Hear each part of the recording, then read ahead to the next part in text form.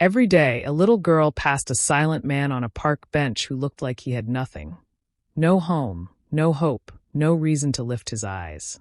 But when she offered him a sandwich and a smile, she unknowingly began a chain of kindness that would rebuild not just his life, but hers and her mother's too. He was no ordinary stranger. He was a man lost in plain sight, one with everything to give and everything to learn. Hello family, welcome to True Life Stories. Please subscribe and leave a like for us, it means the world to us. Also share this video to your friends and loved ones, and turn on post notifications so you don't miss future videos from us. Thank you as you do so. Sit back and relax as we dive into the story. The golden glow of the late afternoon sun stretched long shadows across Maplewood Park, where joggers and dog walkers moved like clockwork through their daily routines. Children laughed in the distance, their voices rising and falling like the breeze that rustled through the trees. Amidst the steady rhythm of life, there was a stillness on the far bench near the duck pond. A man, slouched and silent, sat alone. His coat was tattered, sleeves fraying at the edges. His once white shirt bore traces of too many days without a wash, and his shoes were scuffed beyond recognition. His graying beard hung unkempt, and a woolen cap shadowed his downturned eyes. He looked like he had stepped out of a life forgotten by the world. But he wasn't invisible. Not to Liana. The little girl skipped along the path, her hand tucked securely in her mother's. She was 7, with bright, curious eyes and tightly coiled curls bouncing with every step. In her other hand, she held half of her sandwich, nibbling at it as they walked. As they neared the bench, she tugged at her mother's arm and stopped. "Mom," she whispered, glancing at the man. "Why is he sitting there all alone every day?" Grace followed her daughter's gaze. She had noticed the man before too, always in that same spot, always quiet, always watching. "I don't know, sweetheart," she said gently. "Maybe he's just thinking." Liana tilted her head, thoughtful for a moment.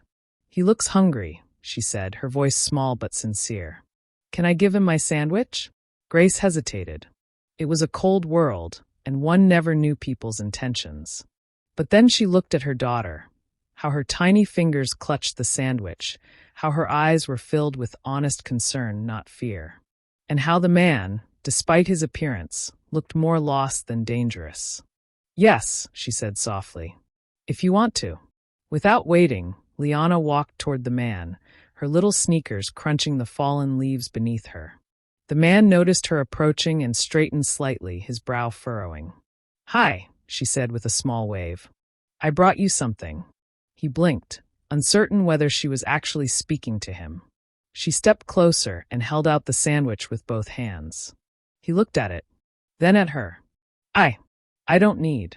"It's okay," she interrupted, smiling. "I already had enough. You can have it." There was no pity in her tone, no judgment, just a simple offer. One human being to another. His eyes softened, and for the first time in what felt like forever, he saw something genuine in another person. He slowly reached out, as though afraid the moment would vanish if he moved too fast, and took the sandwich. "Thank you," he murmured, his voice gravelly and low. "What's your name?" "I'm Liana." "What's yours?" He hesitated. The name Jonathan Reed felt like a name from another lifetime. It didn't belong to the man on this bench. It belonged to someone with responsibilities, expectations, pressure. He wasn't ready to be that man again. "You can call me Mr. J," he said finally. Liana giggled. "Like a superhero?" He smiled, an actual real smile. "The first in weeks." "Maybe something like that." She gave a little nod, satisfied, then turned back to her mother. As she skipped away, Mr. J watched her go, sandwich in hand, heart unexpectedly lighter. Grace gave him a small, polite nod, which he returned. Then she took her daughter's hand again, and they disappeared down the path. The sandwich was ordinary, but the moment, it was extraordinary. As he bit into it, he realized it wasn't food that filled him. It was hope, and for the first time in a long time, he looked forward to tomorrow. The next day dawned with a quiet promise.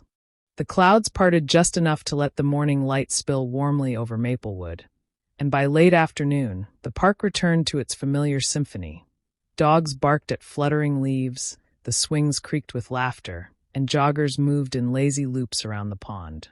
Yet on the far bench near the weeping willow, the man now known to one little girl as Mr. J sat again, still wrapped in the same worn coat, hands tucked into his sleeves, eyes scanning the path. But this time there was a subtle change, a flicker of anticipation. He didn't want to admit it, to himself or to anyone, but some small, stubborn part of him was waiting. For her. For the little girl with the fearless smile and the sandwich that somehow filled more than his stomach. Maybe it was foolish. Maybe she wouldn't come back. Why would she? He was just another ghost in the park. Then he heard it. The rhythm of small sneakers on gravel. The sound that had somehow embedded itself in his memory. Liana. She appeared from the curve in the path, holding her mother's hand and swinging her arm back and forth. She wore a pink hoodie today with tiny white stars, and in her free hand, she carried a small paper bag. When she spotted him, her face lit up with an enthusiasm so pure it nearly startled him. "There he is, Mommy," she whispered excitedly, tugging Grace along. Mr. J sat up straighter without realizing it, brushing his coat as if it would help. As they approached, he cleared his throat, then looked away, unsure of the rules in this strange new game of kindness. "Hi again," Liana called out. He glanced at her, nodding slightly, trying to suppress the smile tugging at the corners of his mouth. "You came back," he said. "Of course I did," she replied like it was the most obvious thing in the world. "I brought you something." She handed him the bag. It was light but neatly folded. Inside, he found another sandwich, this time peanut butter and banana, and a juice box with a straw attached. He blinked, a little stunned. "You remembered I said I liked peanut butter yesterday." She beamed. "And I added banana. That's my favorite." He looked at the sandwich, then back at her. "You didn't have to." "I wanted to," she interrupted, hands on her hips like a tiny teacher. "That's what friends do." Friends. The word hit him like a warm gust of wind. It had been so long since anyone had called him that. Long before the corporate wars, the media appearances, the endless board meetings that never felt like victories. Somewhere in the noise of success, he'd forgotten what that word really meant. "I see you brought reinforcements," he joked, holding up the juice box. Liana giggled and nodded proudly. "Mom says hydration is important." Mr. J looked over at Grace, who had remained a few feet back, giving them space but watching with quiet curiosity. He gave her a polite nod. "Thank you," he said sincerely. She smiled, soft and guarded. "You're welcome." Liana sat on the edge of the bench beside him, her legs swinging freely. "Do you like ducks?" she asked, pointing to the pond. "I used to," he said. "Haven't paid much attention lately." "You should watch them again," she said firmly.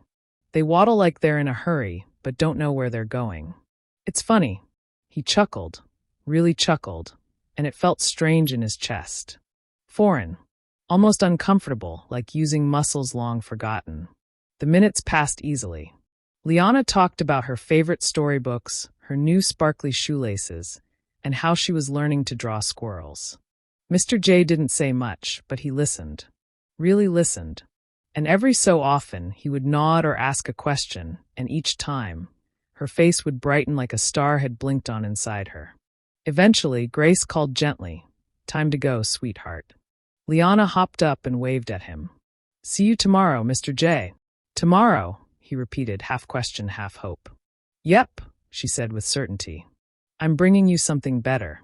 And just like that, she turned and skipped away, her curls bouncing behind her. Grace gave him a last glance, longer this time, and offered a quiet, thoughtful smile before following her daughter. He watched them disappear down the path, the last flickers of sunset catching their silhouettes. The sandwich was delicious, the juice box cold and sweet. But once again, it wasn't the food that left the biggest impression. It was her voice. And for the first time in what felt like years, Mr. J looked around the park and didn't feel completely alone. The bench was empty. The willow tree still hung low, its branches swaying lazily in the wind, brushing against the backrest like fingers tapping a shoulder. The ducks still glided across the pond in slow zigzags, occasionally diving for invisible treasures beneath the surface. The world moved unchanged, but Mr. J was gone. Liana stood at the edge of the path, her hand still resting in her mother's, but she wasn't moving. Her gaze was fixed on the vacant bench like it had betrayed her. A small crease formed on her brow. "Maybe he's running late?" she said, her voice lined with hope but already starting to shrink. Grace looked down at her daughter, choosing her words with care. "Maybe, honey. Or maybe he needed to go somewhere today." Liana didn't respond. She walked toward the bench without asking and sat on the edge, her legs dangling above the gravel. Her little hands clutched the paper bag she had carefully packed that morning. Today's sandwich was turkey and cheese, and she'd added a packet of cookies. She even drew a little smiley face on the napkin with purple marker, thinking it would make him laugh. But now the bag just sat in her lap. Unopened. Undelivered. She swung her feet slowly, the sound of her heels tapping the bench's edge the only sign of movement. "I don't think he would just not come," she said softly. Grace took a seat beside her. "Sometimes people don't say goodbye, even when they want to." Liana turned to her. "Why not?" Grace exhaled. "Because it's hard, and sometimes they don't know how." The little girl stared at the trees across the pond, watching a squirrel leap from branch to branch. Her chest felt heavier than usual, like the sadness was pressing against her ribs. "I should have brought him a drawing," she said suddenly. "I was going to draw him today. Maybe he left because I didn't."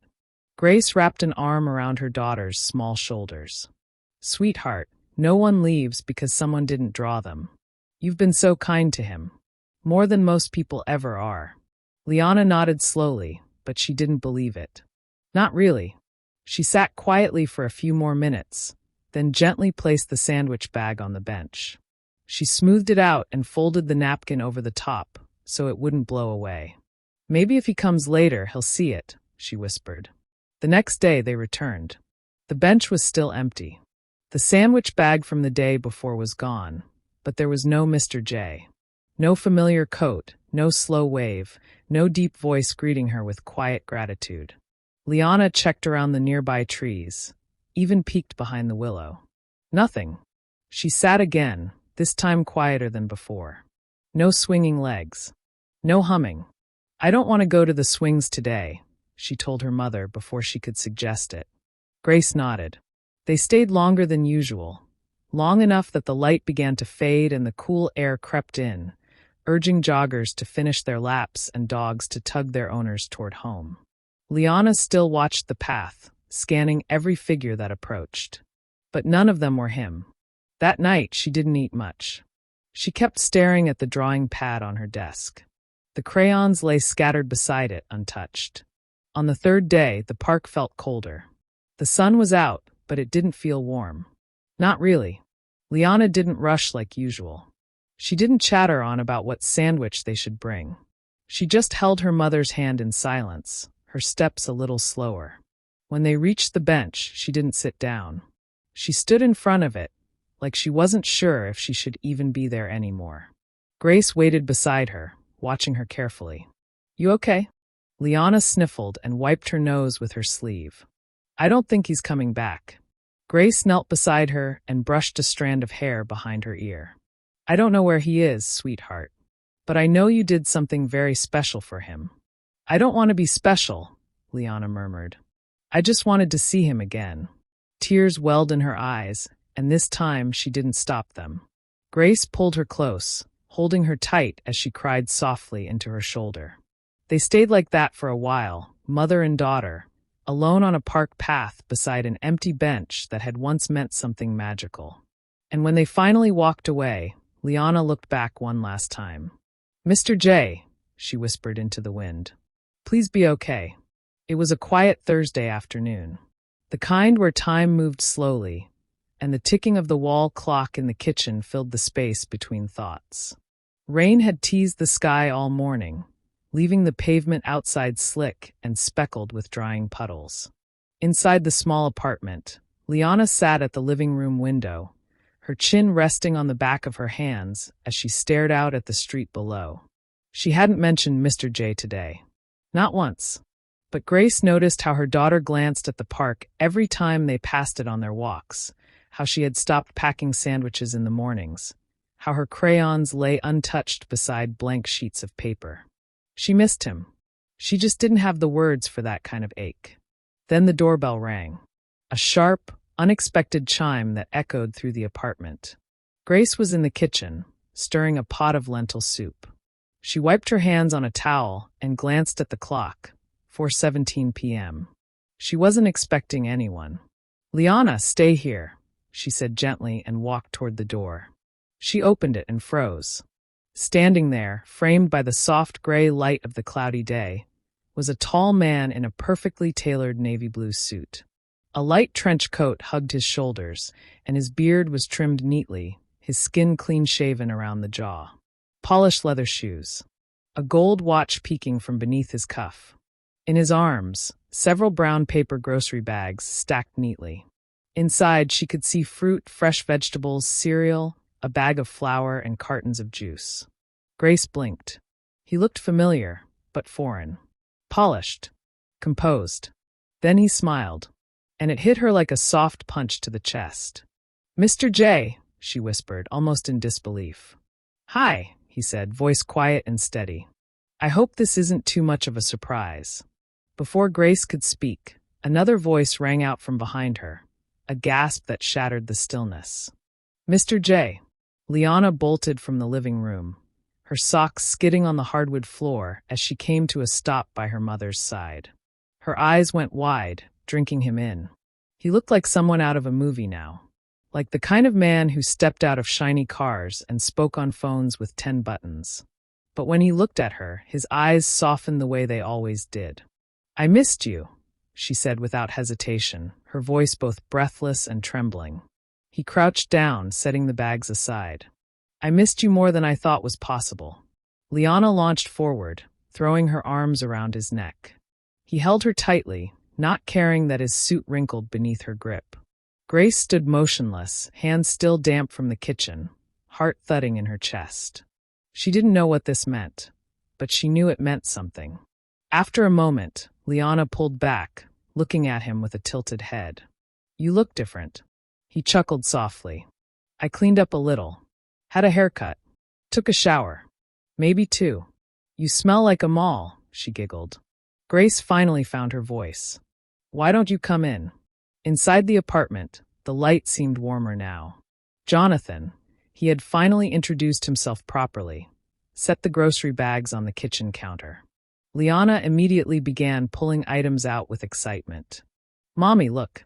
He got cinnamon rolls. And chocolate milk. The real kind with the cow on the bottle." Grace watched from the other side of the kitchen, arms folded loosely, still unsure how to process the man now standing in her home. He looked different, but his eyes were the same, thoughtful, searching, gentle.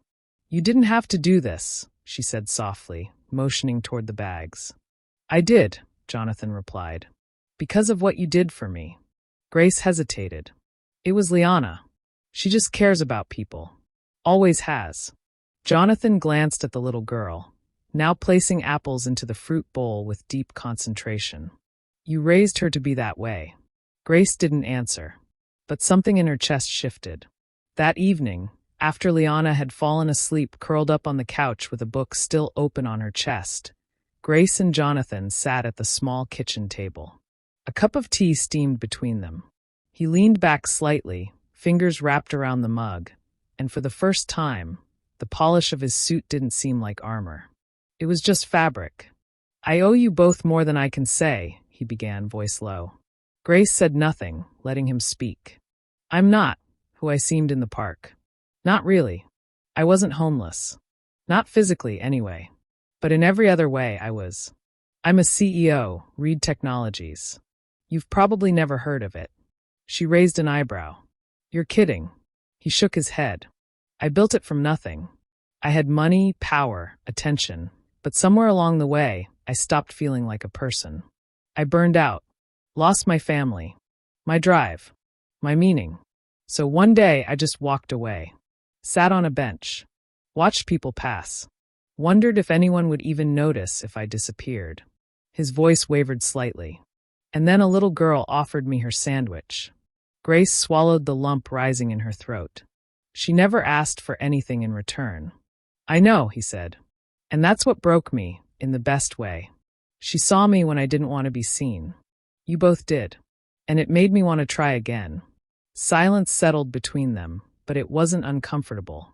It was full of something unspoken. Something real. Grace looked at him for a long moment. You planning on disappearing again? He met her eyes unwavering. Not this time. And for the first time, she believed him. The rain came softly that night, like a lullaby outside the windows. A gentle patter against the glass, steady and calm, wrapping the apartment in a kind of stillness that made every sound inside feel sacred. Liana had long since fallen asleep on the couch, now curled up under a throw blanket, breathing deep and even. A book, The Little Prince, its cover worn from love, lay open on the floor beside her, as if it had slid from her hands just before she drifted off. In the kitchen, the low hum of the refrigerator was the only sound as Grace poured a second cup of tea and slid it across the table toward Jonathan. The air smelled of chamomile and cinnamon. Soft light spilled down from the pendant above, warm and amber, casting slow-moving shadows on the walls. Jonathan held the cup with both hands, his thumbs brushing the ceramic rim. His suit jacket hung neatly over the back of the chair now, his collar undone, sleeves rolled up. In this light, he looked younger. Or maybe just real. Grace leaned back slightly, arms crossed over her sweater. She watched him closely, not guarded, but not entirely open either. Somewhere between curiosity and caution. He took a sip, then let out a breath that almost sounded like surrender. I haven't told this story to anyone, he said, his voice low but steady. Not my board. Not my staff. Not even my lawyer. Grace said nothing. She didn't rush him. She didn't need to. I built Reed Technologies from a 2-bedroom apartment, he began, eyes drifting toward the darkened window. First product was a data encryption service I coded myself. We got noticed, got investors, scaled fast. By 35, I had an empire. Private jet. Ocean view condo in San Francisco. People knew my name, followed my quotes, called me a visionary. It looked perfect from the outside. He looked down at the table for a long moment. But inside, I was crumbling. I was losing my grip on what mattered. I worked nonstop. Missed anniversaries. Missed birthdays. I burned through relationships like candles. Pretty for a while, but they never lasted. My marriage ended 2 years ago. Quietly. I didn't fight for it. Grace watched his fingers tighten around the teacup. Not out of anger, but grief. Not the loud, explosive kind. The quiet, aching kind. The kind that just settles into your bones. 6 months ago, I sat in my office and realized I didn't care anymore. About earnings, about board meetings, about stock prices.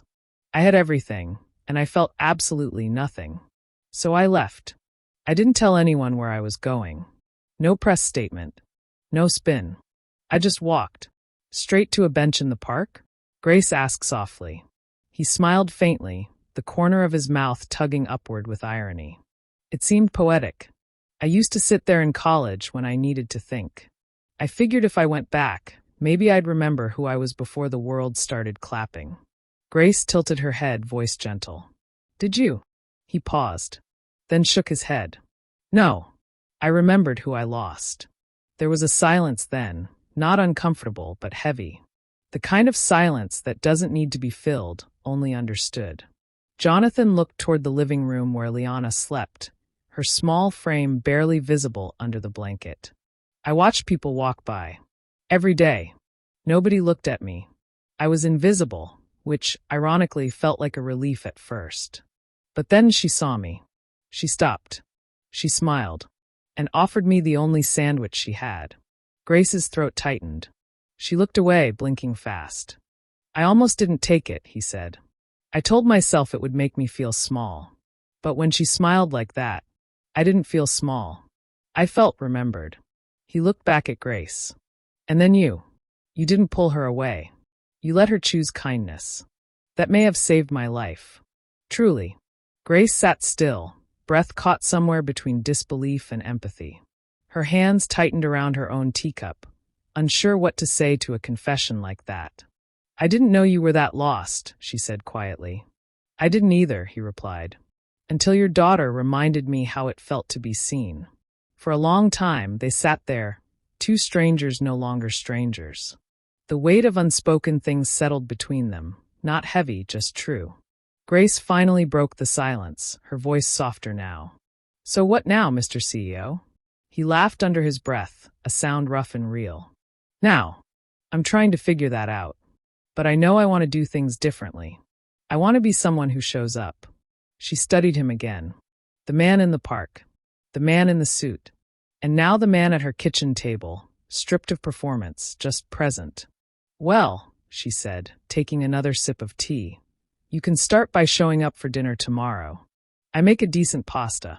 He smiled fully, that first true smile, the kind that starts in the soul and makes it to the eyes. "I'd like that." And for the first time in a long time, so would she. The days began to stretch out like golden ribbons. They stopped counting them. Jonathan came back the next evening, just like he said he would. And the next after that. No press, no security detail, no luxury car parked out front. Just him, sometimes with groceries, sometimes with takeout, once with a bouquet of sunflowers he said reminded him of Liana's smile.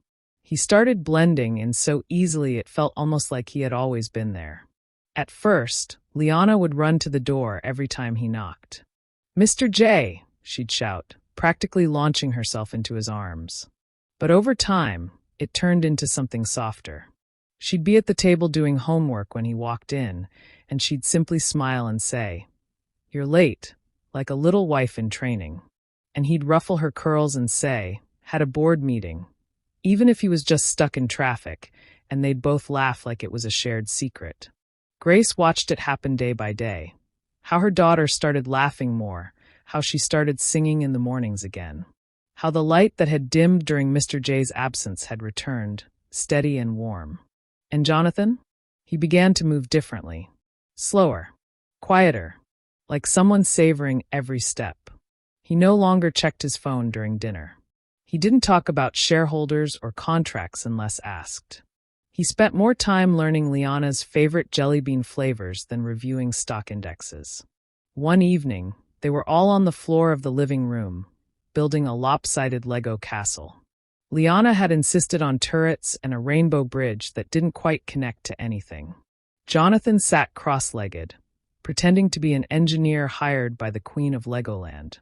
"Your Majesty," he said in his best British accent, "this support beam is structurally unsound. The entire bridge might collapse into the gumdrop moat." Liana giggled, tossing a Lego at his chest. "That's what the dragons are for. They catch you before you fall." Grace was curled up on the sofa, watching them, holding a mug of tea that had long gone cold. She hadn't said much that night, but her eyes were full. Later, when Liana had fallen asleep in her bedroom, Grace found Jonathan still on the floor, quietly cleaning up the plastic bricks. "She adores you," she said, leaning against the doorway. Jonathan looked up, his smile weary but content. "She saved me." Grace stepped into the room, kneeling beside him. "You saved each other." He looked at her for a long moment. The quiet between them was full of warmth. Not tension, not questions, just understanding. "I never thought I'd feel this again," he said softly. "Connection. Family. A reason to stay." Grace reached out, brushing a piece of lint from his shoulder. Sometimes we find family in places we weren't looking. Jonathan began to settle into their lives in ways that felt effortless. He became a fixture in Liana's routines, dropping her off at school when Grace had early shifts, cheering from the sidelines at her weekend soccer games, bringing her science kits and oversized sketchbooks. He never overstepped, never pushed, just quietly built trust, one moment, one smile, one gesture at a time. Grace noticed how different he was from the image she'd built in her mind of a CEO. He was humble, awkward at times, deeply attentive. He listened when she spoke, remembered the smallest details, and never tried to impress her with money. In fact, he avoided discussing it at all. He was becoming more than a visitor. One afternoon, as the sun cast long golden streaks across the kitchen, Jonathan stood at the stove trying to make pancakes shaped like dinosaurs. Liana was coaching him with great authority from a barstool. No, the stegosaurus needs more spikes. Yours looks like a squished lizard. I'm going for abstract stegosaurus, Jonathan protested, flipping the blob with exaggerated flair. Grace walked in just as Liana burst into laughter. The room felt alive, bright, like the air itself was smiling. Do I smell burnt syrup? Grace teased, stepping in. No, Jonathan said too quickly. Just caramelized innovation. She raised an eyebrow. That's CEO talk for I messed up, isn't it? He grinned, flipping another shapeless pancake. Something like that.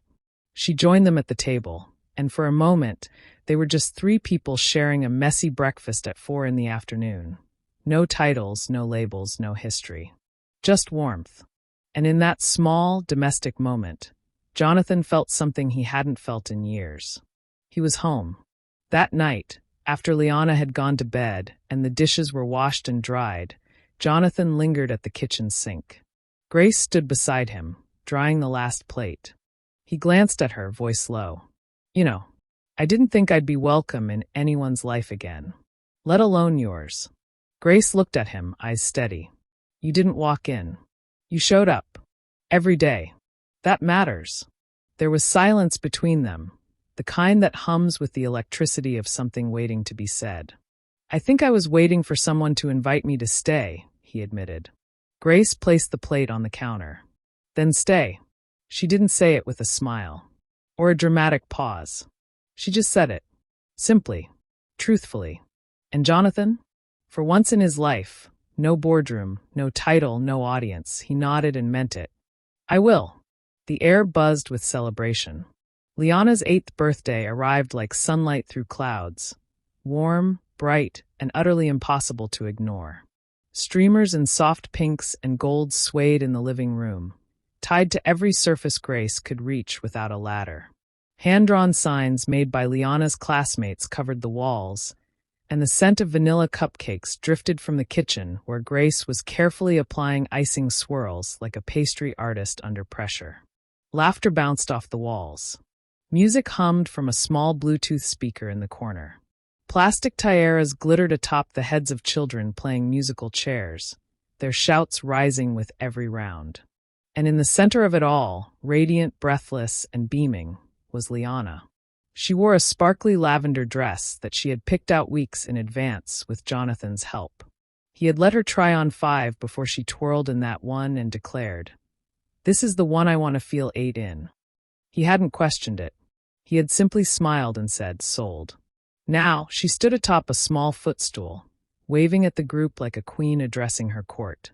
Everyone, she called, clapping her hands. I have something to show you."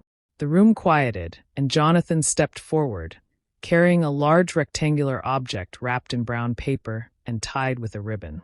Liana accepted it dramatically, struggling a little with the weight, then placed it upright on the table. She looked over at him, eyes sparkling. "Can I?" He gave her a tiny nod. "Go for it." With a flurry of tiny hands, the paper came off. Gasps filled the room. It was a framed painting, an illustration really beautifully rendered in watercolor. It depicted a little girl on a park path, handing a sandwich to a bearded man on a bench. The background was soft, like a memory, golden trees, a sloping pond, and ducks gliding across water that looked like melted glass. In the bottom corner, written in graceful cursive, "Where kindness begins for Liana." Liana looked up at Jonathan, her mouth slightly open. "You painted this?" He nodded. "With some help from an artist friend. I told her the story. Your story." There was a silence, one of those silences that children somehow understand is special, so none of them filled it with noise. Then Liana said, "I love it." And Jonathan said, "There's more." He handed her a simple white envelope. Inside was a glossy pamphlet and a certificate. Grace stepped closer to read over her daughter's shoulder, and nearly dropped the cupcake tray in her hands. It was official letterhead. The pamphlet read, "The Liana Kindness Corner, a community children's library. Opening spring 2026, in partnership with Reed Technologies. Liana blinked. Is this real? Jonathan knelt beside her, eyes level. It's very real. We're building it on the old lot next to the park. Books, art supplies, quiet spaces. A place for kids to read and draw and dream. I used your story as the inspiration. You taught me that kindness doesn't just change days, it changes people. Grace covered her mouth with her hand, stunned. The room exploded in applause and little voices shouting, "A library! A library!" Liana threw her arms around his neck. Thank you, Mr. J. You don't have to call me that anymore, he chuckled. She pulled back and looked at him with a mischievous glint.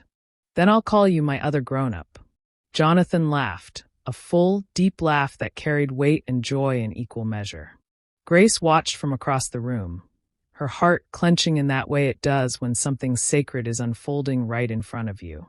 Later that evening, when the last balloon had drifted to the ceiling and the frosting-fueled sugar highs had started to crash, the apartment settled into a rare kind of quiet.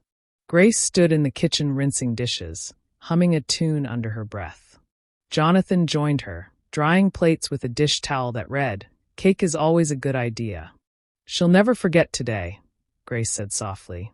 "I won't either," Jonathan replied. They worked in easy rhythm, like they'd been doing this forever. No grand declarations. No need to fill the air with promises. Just presence. Just being. Then Grace said, without looking at him, "Why the library, John?" He set the towel down. "Because people gave me buildings named after me," he said. "Schools. Labs. Auditoriums. But they were about what I built with money." He turned to her, eyes steady, honest. "This one is about what I built because of you too." Grace said nothing. She didn't need to. Instead, she reached out and took his hand.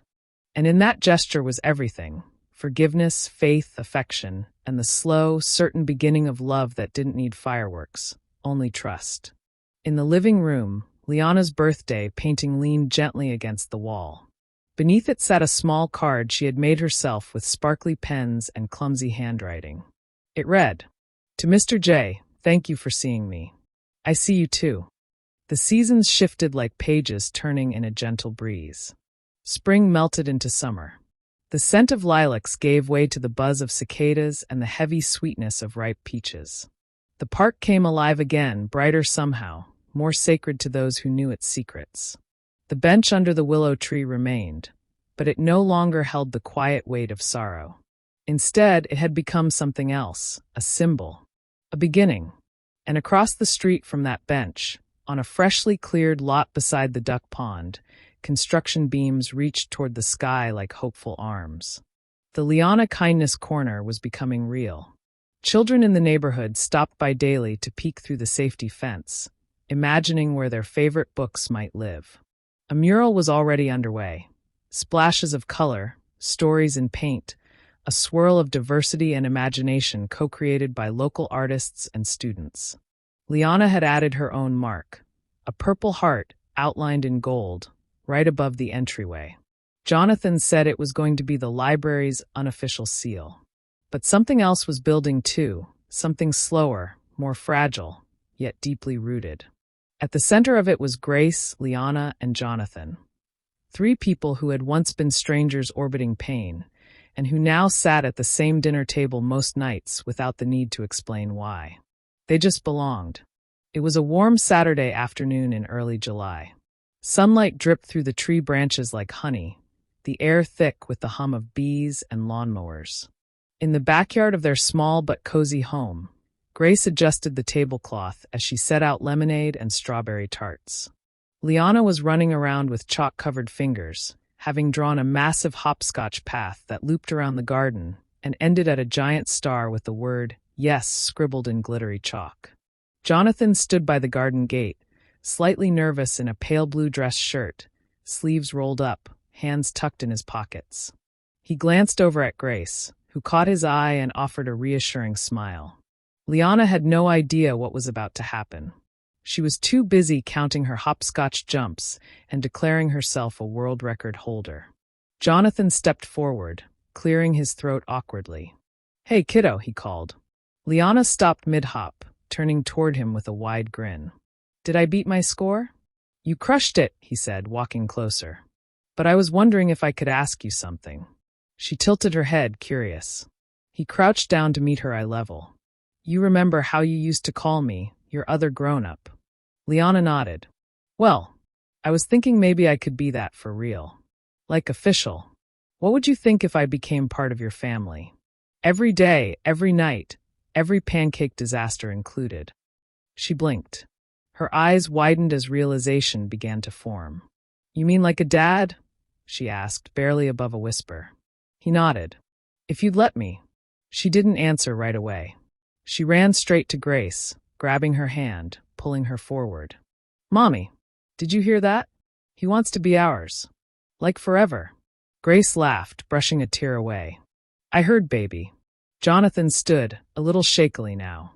Not because he wasn't sure of what he wanted, but because this was more vulnerable than any boardroom, any headline, any financial risk. He turned to Grace, taking her hand gently. I didn't think I'd ever want this again, he said. But I don't just want to be here for her. I want to be here for you. All of you. Every day. Every burnt pancake. Every spilled juice box. Every tired night and hard morning. Grace looked at him, her eyes full. Are you asking me? He smiled. I am. I don't have a ring yet. It didn't feel like a proposal. It felt more like a homecoming. But if you'll have me, I'll build the rest of my life with you. She didn't pause. Didn't hesitate. She nodded. Yes, she whispered. 1,000 yes. Liana shrieked with joy and leapt into his arms, nearly knocking him off balance. He laughed, holding her tight, and Grace wrapped her arms around both of them. They stood there, all three, under a wide-open sky in the middle of their garden, next to a chalk star labeled yes. A few months later, under a canopy of fairy lights and paper lanterns, Grace and Jonathan were married in that same backyard. The guests were neighbors, teachers, a few close friends, and a row of eager children from the park library project, including Liana, who proudly served as both flower girl and ring bearer. There was no grand venue, no live orchestra. Just joy. Just presence. Just love. Jonathan wore a simple gray suit. Grace wore a soft ivory dress that hugged her gently, flowing like water with every step. Liana wore a crown of daisies and carried the same drawing she had made over a year ago. Her, Mr. J, and a sandwich on a bench. They hung it at the reception. Later that night, when the dancing was done and the lanterns were flickering low, Jonathan and Grace stood together in the kitchen. Liana had fallen asleep on the couch, her arms wrapped around her stuffed giraffe. Grace turned to him, her voice quiet. You know, it all started with a sandwich. He smiled and kissed the top of her head. And a little girl brave enough to offer it. She nodded. We didn't just save you, John. You saved us too. And in the soft quiet of that moment, surrounded by love that had been earned, not given, he finally believed her. And so, the man on the bench became the man in their home. The little girl became the light in his world. And the woman with quiet strength became his reason to stay. It didn't end with a fairy tale. It began with a life. A real one. Together. Forever. We have come to the end of the story. I hope you enjoyed it. Leave a like and subscribe to my YouTube channel for more interesting stories.